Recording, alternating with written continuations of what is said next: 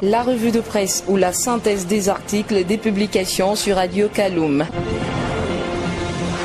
Au moment où les fidèles chrétiens observent le carême, une période de pénitence qui vise à rapprocher le fidèle de son créateur, Guinée News se fait l'écho de l'archevêque de Conakry.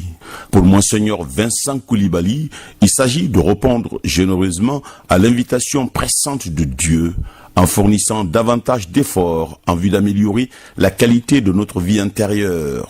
L'archevêque de Conakry évoque même la pratique du partage ou de l'aumône, de jeûne et de prière à l'image de Jésus-Christ.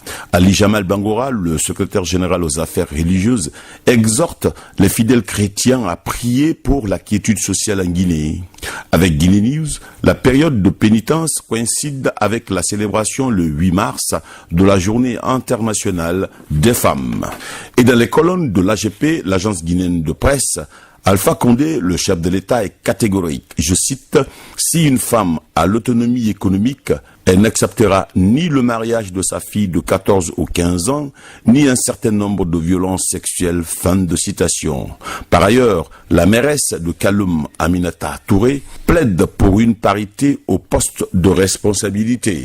Et à la tribune du Palais du Peuple, le chef de l'État a menacé de saisir les marchandises et de mettre en prison tout commerçant qui importera les pagnes guinéens contrefaits. Le professeur Alpha Condé prévient qu'il va même envoyer des inspecteurs sur les marchés de Guinée. Tout commerçant pris en train de vendre des pagnes guinéens contrefaits sera emprisonné et ses biens saisis. Sur le fil de Guinée News, le professeur Alpha Condé ne supporte pas que les femmes se battant sous le soleil et la pluie soient écrasées par des personnes qui importent des pagnes indigo contrefaits. Cependant, avec la lutte contre les contrefaçons, Guinée7.com s'interroge. Et si Alpha Condé se trompait de cible? Outre l'interdiction proposée des importations de produits contrefaits par la douane, Guinée7.com estime que le président Alpha Condé serait mieux inspiré à labelliser les articles guinéens ou à créer des appellations d'origine contrôlée afin de les protéger.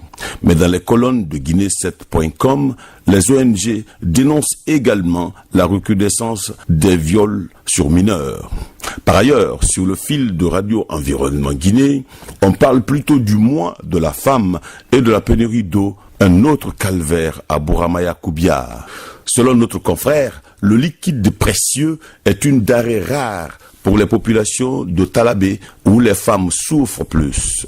Et ces femmes de Bouramaya parcourent parfois des kilomètres pour s'approvisionner en eau potable.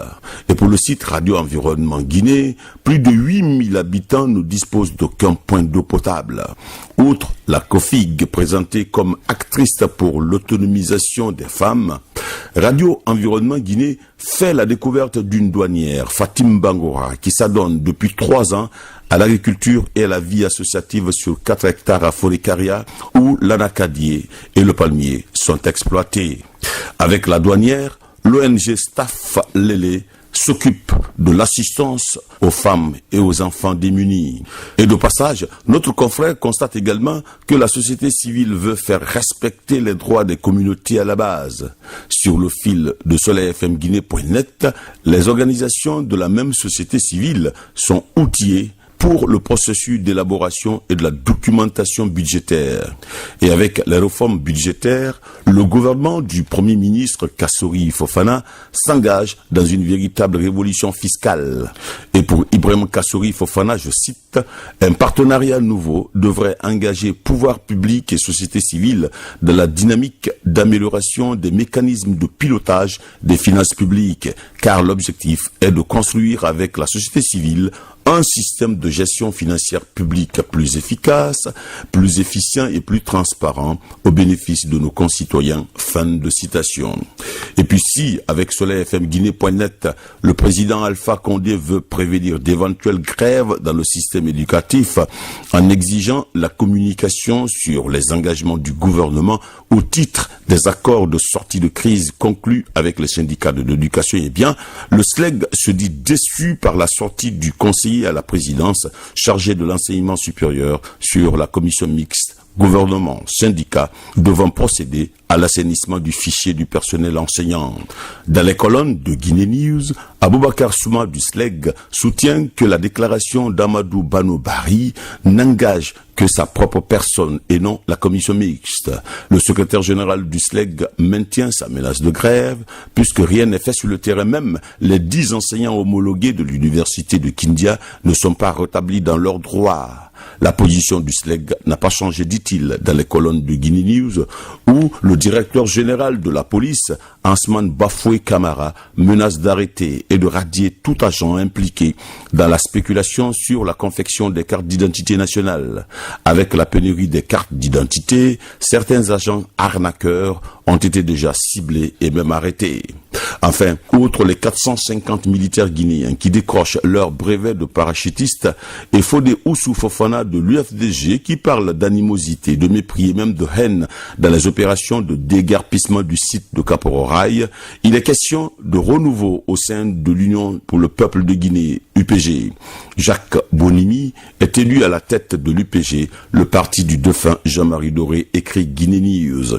Et puis le 8 mars et le coup d'œil politique, Guinée7.com fait un zoom sur des pancartes où on peut lire, je cite, « Oui à une nouvelle constitution et oui au référendum ». Mais pour Faya Minimolo du bloc libéral, je cite, « Il s'agit d'une fête des femmes et non un 8 mars pour un 3e mandat ». Fin de citation.